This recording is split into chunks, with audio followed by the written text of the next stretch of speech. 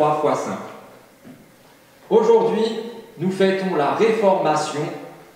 C'est l'événement fondateur du protestantisme lorsque, le 31 octobre 1517, Martin Luther placarde ses 95 thèses sur les portes de la cathédrale de Wittenberg. Habituellement, nous profitons de cette célébration pour réviser ensemble les fondements du protestantisme. Vous les connaissez: la foi seule, la grâce seule, la Bible seule, etc., etc. Mais aujourd'hui, plus qu'une révision ou qu'une mise à jour de notre catéchisme, j'ai le sentiment que nous avons besoin d'autre chose. Peut-être d'une parole d'espérance. Alors on va voir ce qu'on peut faire, mais pour l'instant, nous entrons ensemble dans la louange avec l'hymne luthérien par excellence. Il y a les 4 strophes: Ein feste Burg ist unser Gott. Voilà, la 4e est sur la 2e page.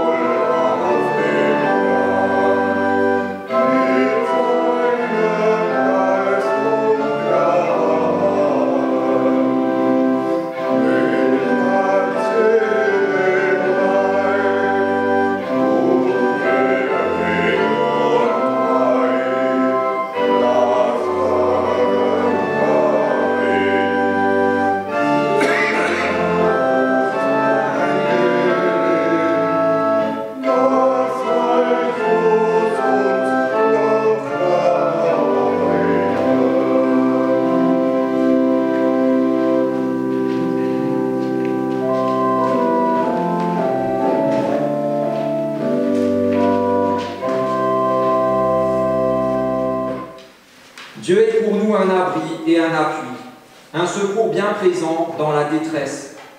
C'est pourquoi nous n'avons pas peur quand la terre tremble, Quand les montagnes vacillent au cœur des mers, quand leurs eaux grondent et culent et font trembler les montagnes en se soulevant. des nations grondent, des royaumes vacillent. Dieu fait entendre sa voix, la terre s'effondre. Le Seigneur des armées est avec nous. Le Dieu de Jacob est pour nous une citadelle. Venez, regardez les œuvres du Seigneur. Il fait cesser les guerres jusqu'aux extrémités de la terre. Il brise l'arc, il rompt la lance, il met le feu au char. Je n'ai pas honte de la bonne nouvelle. Elle est en effet puissance de Dieu pour le salut de quiconque croit. Alléluia. Ihr seid dem Vater.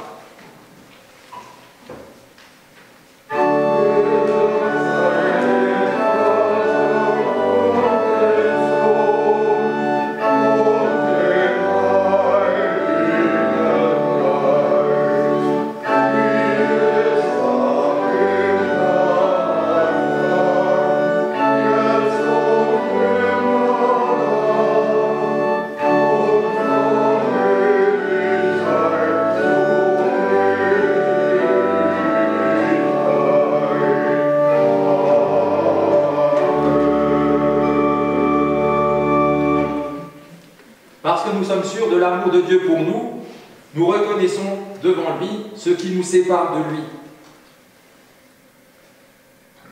Seigneur Dieu, Père de toute compassion, en temps normal, nous oublions déjà si rapidement combien tu nous aimes, envers et contre tout. Alors en cette période angoissante et même désespérante, comment pourrions-nous ne pas oublier que ton amour nous est acquis sans que nous le méritions? Seigneur, pardonne-nous nos hésitations et nos craintes. Pardonne-nous notre manque de foi et rends-nous présents à la réalité de l'amour que tu as pour nous. Saisis nos cœurs et soulage-les. Soulage nos dos courbés, nos âmes angoissées, nos vies essoufflées et donne-nous l'espérance. Nous t'en prions humblement. Dans ton amour, donne-nous la réconciliation. Herr, erbarme dich.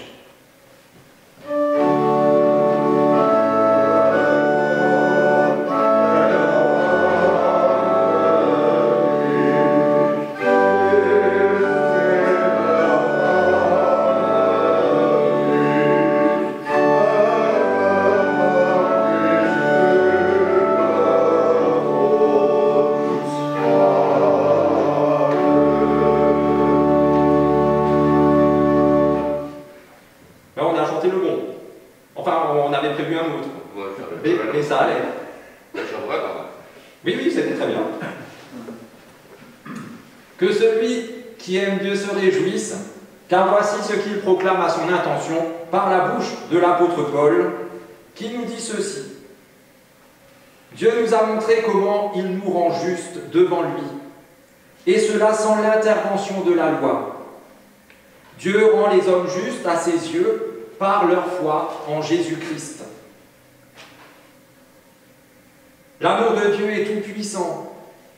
Par lui, Dieu veut que nous soyons vivants auprès de lui.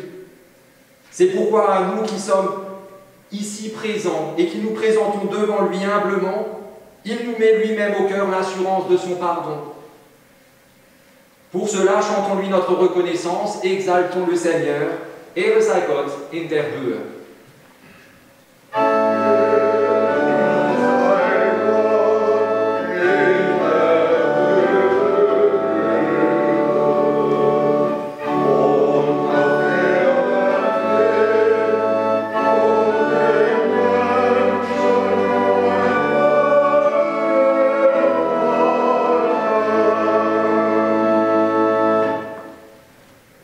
Reprendre place. Et avant d'entendre la première lecture pour ce matin, nous prions pour que ces paroles deviennent pour nous des paroles de vie. Dieu Tout-Puissant, Père de toute compassion, rends-nous attentifs Apaise nos cœurs, dispose nos âmes à l'éclat de ta parole. Saisis-nous par ton amour qui se donne sans compter, sans attendre et sans trembler. Saisis-nous par la vérité de ta grâce qui nous sanctifie. Dieu Tout-Puissant, Père de toute compassion, affermis-nous dans ta présence au moment où nous écoutons ta parole de vérité et comble-nous de ton esprit qui nous fait entrer tout entier dans la guérison. Nous t'en prions par Jésus-Christ, ton Fils, notre Seigneur, qui vit et qui règne avec toi, Père, et le Saint-Esprit, un seul Dieu, pour les siècles des siècles.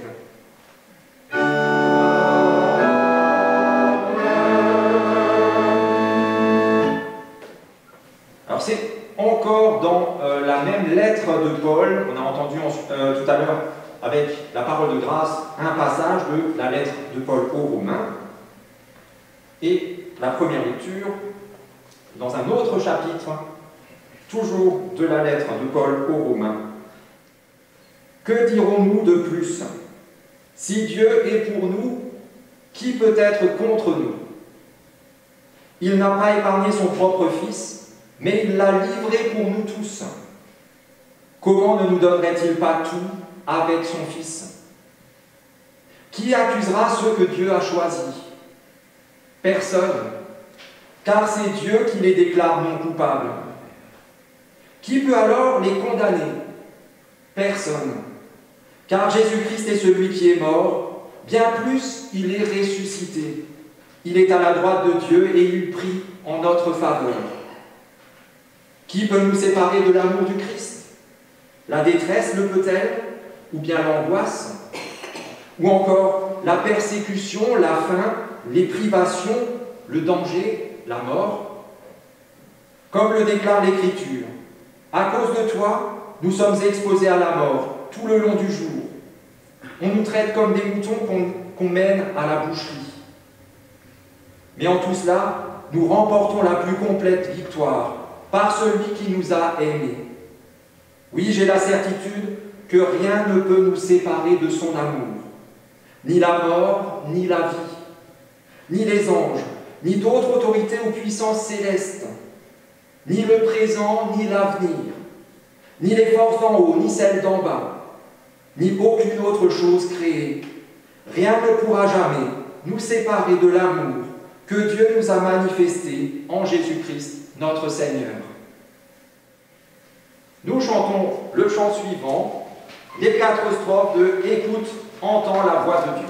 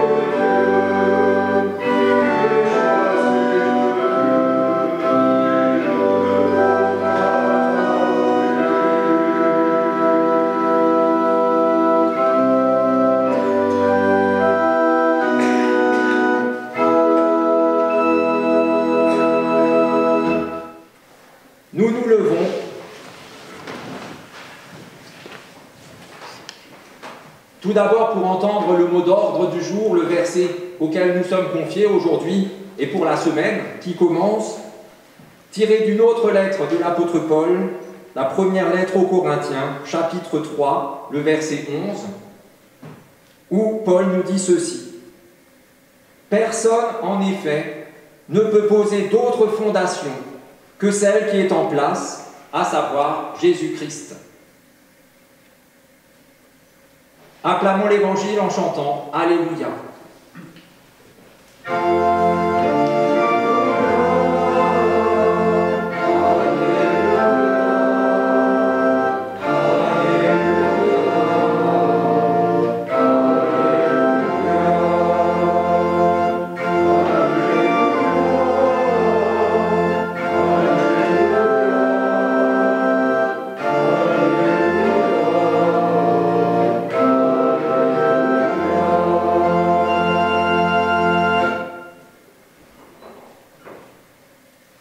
Et dans l'évangile de Matthieu, au chapitre 10, nous écoutons deux passages. « Écoutez, je vous envoie comme des moutons au milieu des loups. Soyez donc prudents comme les serpents et innocents comme les colombes. Prenez garde, car des hommes vous feront passer devant les tribunaux et vous frapperont à coups de fouet dans leurs synagogues. On vous fera comparaître devant des gouverneurs et des rois à cause de moi, pour que vous puissiez apporter votre témoignage devant eux et devant les non-juifs. Lorsqu'on vous conduira devant le tribunal, ne vous inquiétez pas de ce que vous aurez à dire, ni de la manière de l'exprimer. Les paroles que vous aurez à prononcer vous seront données à ce moment-là. Elles ne viendront pas de vous, mais l'Esprit de votre Père parlera en vous. Ne craignez donc aucun homme. Tout ce qui est caché sera découvert, et tout ce qui est secret sera connu. Ce que je vous ai dit dans l'obscurité, répétez-le à la lumière du jour, et ce que l'on chuchote à votre oreille, criez-le du haut des toits. Ne craignez pas ceux qui tuent le corps, mais qui ne peuvent pas tuer l'âme. Craignez plutôt Dieu qui peut faire périr à la fois le corps et l'âme. Ne vend-on pas 2 moineaux pour un sou? Cependant, aucun d'eux ne tombe à terre sans que Dieu, votre Père, le sache. Quant à vous, même vos cheveux sont tous comptés. N'ayez donc pas peur, vous valez plus que beaucoup de moineaux. Seigneur, ta parole est la vérité. Enseigne-nous à marcher selon ta vérité. L'aube à dire au Christ.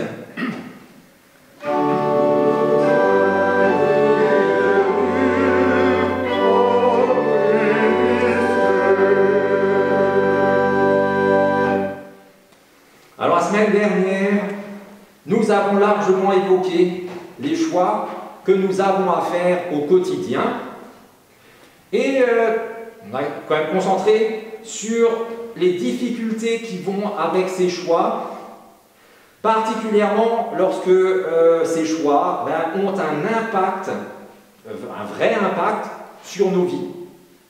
Pour choisir soit biscotte, soit baguette, c'est pas faites comme vous voulez. D'autres choix ont une incidence sur nos vies plus compliquées, et donc c'est plus compliqué de choisir. Et on a conclu en disant que si nous n'avons pas toujours l'élan pour choisir Dieu, surtout pour faire de lui notre premier choix, parce que ça nous arrive de prendre Dieu plutôt pour une roue de secours, au cas où l'avoir sous la main pour l'heure des coups durs, c'est bien, mais en tant que premier choix, c'est déjà un peu plus compliqué. Eh bien lui, Dieu, nous a choisis de toute éternité et pour toute éternité. Et là, je me suis replongé dans mon manuel de latin. Nous sommes ad vitam aeternam, le choix de Dieu. Toujours, sans fin. Est-ce que c'est surprenant? Ça ne vous surprend pas? On aurait dû nous laisser 2 heures de plus encore pour que vous soyez vivants, vigoureux. Moi, ça me choque presque. Nous sommes le choix de Dieu de tout temps et pour toujours. Pourquoi? Pour quelle raison Dieu nous choisit-il? Parfois, je me demande s'il n'a pas les yeux en face des trous. Franchement, si vous étiez Dieu, est-ce que vous nous auriez choisis? Déjà, si vous étiez Dieu, est-ce que vous seriez choisi vous-même? Parce que vous vous connaissez quand même plutôt pas mal. Vous savez un peu comment vous êtes. Est-ce que vous êtes un bon choix pour Dieu? Je ne vous demande même pas si vous êtes le bon choix, juste un bon choix. Honnêtement, je vous avoue que je ne comprends pas le choix de Dieu. Je ne comprends pas pourquoi il nous choisit, nous, aucun d'entre nous, et surtout, je ne comprends pas pourquoi il me choisit, moi. Mais bon, Dieu, c'est Dieu, il fait ce qu'il veut. Souvenez-vous de cette parabole, on aurait pu la lire, mais vous l'avez tous en tête. Les ouvriers de la dernière heure. À la fin de la journée de travail, le propriétaire de la mine dans laquelle les gens ont travaillé, il donne exactement le même salaire à ceux qui n'ont travaillé qu'une seule heure et à ceux qui ont travaillé 12 heures toute la journée. Exactement la même somme d'argent à tout le monde. Alors évidemment, quand ils entendent ça, ceux qui ont travaillé beaucoup plus que tous les autres, ça les énerve. Alors ils rouspètent. Pourquoi ceux-là, ces feignants-là, pourquoi est-ce qu'ils ont exactement le même salaire que nous qui avons sué sang et eau pour toi toute la journée? Est-ce que tu trouves ça normal? C'est pas normal. Non. Le propriétaire, Dieu, il lui répond ceci. Il leur répond ceci. Est-ce que je ne vous ai pas donné exactement ce qu'on avait convenu ensemble? Au début de la journée, on s'est dit, pour la journée de travail, vous allez faire, je vais vous donner tant. Et je vous ai donné tant. Je ne vous ai pas arnaqué, ou bien? Et tout cet argent-là que j'ai donné à tous ceux qui ont travaillé, est-ce que ce n'est pas d'abord mon argent, même seulement mon argent à moi? Est-ce que je n'ai pas le droit de faire exactement ce que je veux avec mon argent? Est-ce que c'est vous qui allez choisir à qui je dois donner, avec qui je veux être généreux? Est-ce que ça, ce serait normal que vous décidiez pour moi? Alors cette parabole, elle nous pointe, elle souligne l'unique raison du choix de Dieu. Dieu nous choisit juste parce qu'il le veut. C'est pas parce qu'on le mérite. En tout cas, on ne le mérite pas que n'importe qui d'autre. Alors au début du culte, je vous ai promis une parole d'espérance et elle est là. Une parole d'espérance qui nous dit que le choix de Dieu ne dépend ni de notre volonté, ni de nos performances. Dieu nous choisit alors que bien souvent nous ne voulons même pas de lui, et surtout alors que nous ne méritons pas qu'il nous choisisse. Et parmi nous tous, je vais encore une fois me mettre en avant, je suis sans aucun doute possible celui qui le mérite le moins. J'entends déjà que vous rouspétez aussi, vous dites mais non, mais tu es le pasteur, tu mérites beaucoup plus que nous. Non, non, bien souvent, je suis parfaitement nul. Totalement indigne de ce que Dieu me choisisse. Si je le sais, et j'ai raison d'éprouver ça, absolument. Bien souvent, je ne suis pas à la hauteur de ce que Dieu attend de moi. Bien souvent, de moi-même, je n'aime tout simplement pas comme Dieu attend de moi que j'aime. Alors Dieu n'attend de moi qu'une seule chose, c'est que j'aime de tout mon cœur, de toute mon âme, de toute ma force, de toute ma pensée, de tout mon être, entièrement. Et moi, comment est-ce que j'aime? Vous le savez? Un peu comme vous, je pense. Un petit peu par-ci, un petit peu par-là, de temps en temps, quand ça ne me dérange pas trop. Voilà. Oui? Exactement. Mais pas complètement. Très rarement, complètement. Alors, on est d'accord, bien souvent, c'est aussi à cause de la vie elle-même. Les difficultés, les épreuves auxquelles je suis soumis, ça ne m'aide pas à aimer mieux. Il y a tellement de soucis. Comme cette crise sanitaire, nous sommes là, assis, avec des masques, on a mis du gel à l'entrée, on reste à distance, et ça c'est juste pour 1 heure, mais tout le reste de la journée, de la semaine, des mois, depuis mars, c'est quand même galère. Et même sans attraper ce virus, c'est quand même compliqué. Ça me fait perdre la santé, rien que de savoir que d'autres sont malades. Et ça me fait aussi peur pour ceux que j'aime. Et ça, cette peur-là, elle est très difficile à vivre. Pensez ce qui pourrait arriver aux autres, ceux à qui on tient. Alors dans cette situation, évidemment, mon esprit est si tourmenté que ma préoccupation principale, c'est pas Dieu, ni mon amour pour lui, ni mon amour pour les autres. J'ai autre chose en tête. Et j'essaye, par moi-même, de garder la tête hors de l'eau. Et là, je vous entends aussi, non mais, tu essayes toi avec tes propres forces?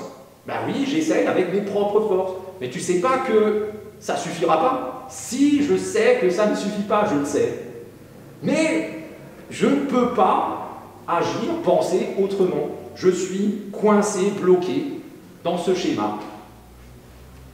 Alors ceci dit, les difficultés, d'accord, mais mes joies et mes peines ne me facilitent pas non plus la tâche. Surtout quand je considère Dieu justement comme une roue de secours. Parce que quand ça va mal, déjà là, c'est pas automatique que je pense à cette roue de secours dans le coffre. Il y a tellement de choses aussi stockées au-dessus. Mais alors quand ça va bien, mais j'ai pas besoin de Dieu. Quand tout va bien, ça va trop bien. Et puis, il y a aussi encore une chose qui m'aide pas, et là on sera tous d'accord, c'est les autres. Les autres. Franchement, les autres ne m'aident pas souvent, à les aimer comme je devrais. Ceux qui me plombent le moral, qui me dépriment, ceux qui ne font pas ce qu'ils devraient, tous ceux qui rouspètent et qui me cassent les pieds, déjà ceux qui ne veulent pas porter un masque, alors que s'ils le font, pas pour eux, ils pourraient le faire pour moi. Et là, je ne pense pas qu'à Trump, il y en a d'autres, moins loin qu'aux États-Unis, il y en a chez nous, un paquet. En fait, tous ceux qui ne méritent rien d'autre que des baffes. Tout cela, comment est-ce que je peux, moi, les aimer mieux? Alors que j'ai qu'une envie, c'est de leur donner ce qu'ils méritent, des baffes. Ces gens ne m'aident vraiment pas à les aimer. Il y a tellement de raisons qui font que j'ai moins d'amour que je devrais. Plein de raisons. Alors on en a dit quelques-unes. Mais à chaque fois, ou dès que j'ai moins d'amour que ce que je devrais, je ne suis plus digne d'être choisi par Dieu. Parce que le seul critère de Dieu, c'est l'amour. D'abord le sien, premier, fondamental, mais après, en réponse, le mien. Alors si Dieu nous choisit, pourquoi? Mais pourquoi dans le sens de dans quel but nous choisit-il? Et là, la réponse, vous me la donnez immédiatement, tous en cœur, pour que nous soyons heureux, pour notre bonheur. Oui, mais, pas forcément heureux comme on l'imagine. Le bonheur, les papillons, tout ça. Dieu ne nous choisit pas juste pour nous faire plaisir en comblant, en satisfaisant tous nos désirs. Dieu n'est pas le Père Noël. C'est vrai. Voilà. Je ne dis pas que des bêtises. C'est vrai aussi, mais pas toujours. Ça, c'est compliqué, c'est difficile à concevoir et à accepter. Parce qu'on a toujours un peu tendance, dans toutes nos relations, et donc celle avec Dieu aussi, à faire les choses par intérêt. Dieu, on veut bien lui dire oui, on veut bien le suivre, on veut bien être avec lui, à condition qu'il nous protège de tout et que nous soyons toujours parfaitement heureux. Dès qu'il y a un petit grain de sable, dès qu'il y a un petit truc, le contrat est vite remis en question. Et pourtant, on sait tous ici, je regarde Jean-Jacques, mais je peux vous regarder tous, on sait tous ici que ça ne marche pas.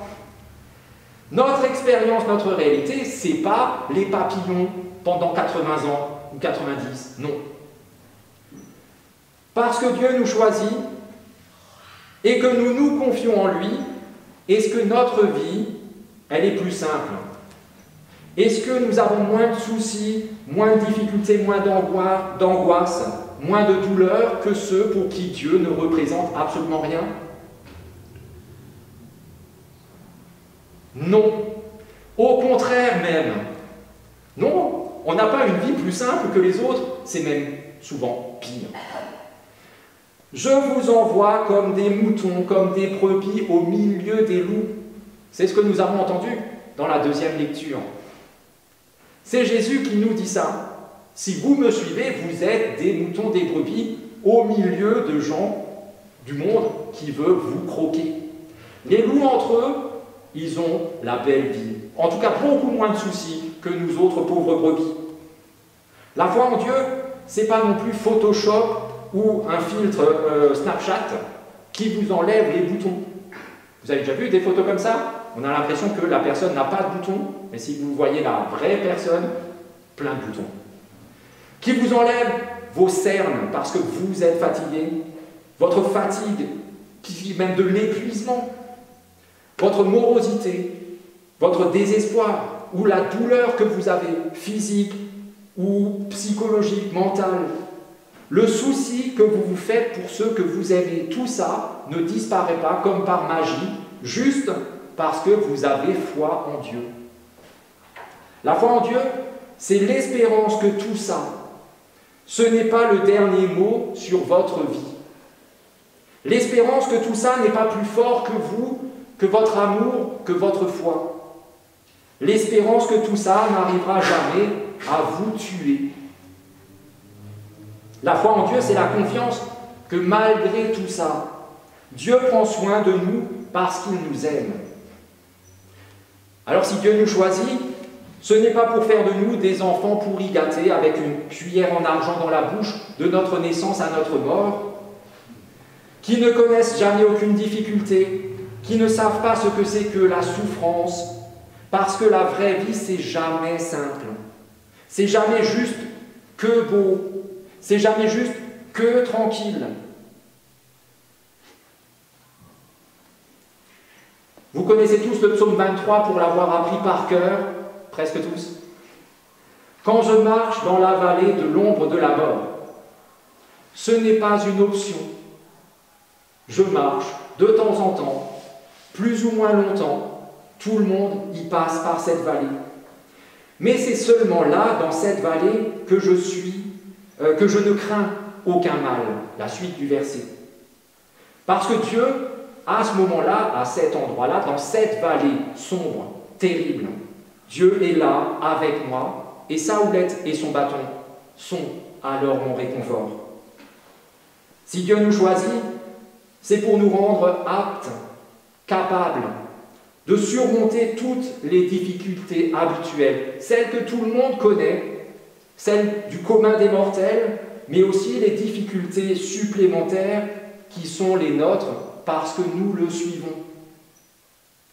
Si Dieu nous choisit, c'est pour nous offrir, et on l'a aussi vu la semaine dernière, la bénédiction, le bonheur et la vie. Pour contrer la malédiction, le malheur et la mort qui sont, tout ça, devant nous. C'est pas jeter loin et on oublie et on vit tranquille, non. Mais ça, ce sera plus fort que le mal. Parce que Dieu nous choisit, nous n'avons plus à craindre le mal qui nous entoure et qui parfois nous frappe. Ni la tristesse qui nous serre le cœur, ni la peur de perdre ceux qui nous sont chers, ni le désespoir qui veut nous faire douter de l'amour de Dieu. Alors Dieu sait le nombre exact de nos cheveux, à chacun sur notre tête. Et bien lui aussi, c'est lui qui sait aussi quand le moindre petit moineau tombe à terre. Et aucun de ces moineaux ne tombe à terre sans que ça ne fasse partie de sa volonté. Et bien celui-là, il tient toutes choses entre ses mains. Et ses mains travaillent sans relâche à ce que toutes choses dans nos vies, les bonnes et les mauvaises, contribuent à notre bien. Celui-là, c'est Dieu, et c'est lui seul qui, par amour, nous rend dignes de lui. C'est lui seul qui, par amour, se donne pour nous. C'est lui seul qui, parce qu'il nous a choisis, ne laissera jamais rien nous séparer de lui. Ni la mort, ni la vie. Pas plus l'angoisse et les difficultés suscitées par la situation actuelle, et encore moins la crainte que nous éprouvons à l'idée de ce qu'il pourrait arriver à ceux que nous aimons et qui nous échappent, que nous ne maîtrisons pas. L'espérance de notre foi est fondée sur ce don d'amour parfait qui nous rassure, qui nous réconforte, qui nous encourage. L'amour de Dieu est plus fort que tout. L'amour qu'il a pour chacun d'entre nous, comme aussi celui qu'il nous donne, le bonheur, la grâce de partager les uns avec les autres. Amen.